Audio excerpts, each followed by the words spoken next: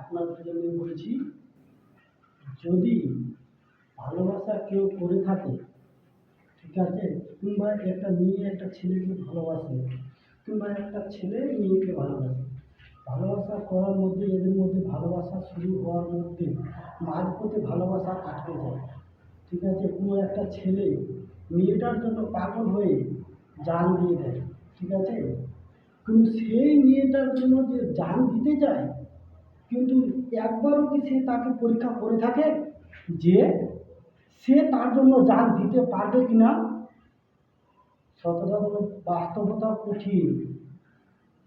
এই ভুল পজিশনে দাঁড়িয়ে থাকে কোনো লাভ নেই, তার জন্য তারপর রেগে নিয়ে নিজেকে তৈরি করো, যেন পরবর্তীকালে তাকে দেখাতে পারো যে তোমারকে পেয়ে তার থেকে বেশি তোমার লাইফ গড়বে, ঠিক আছে, তার থেকে ভালো মেয়ে পেয়ে থাকবে।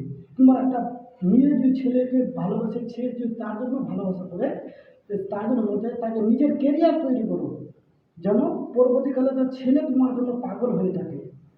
জয় হিন্দ, জয় বন্দে মাতরম।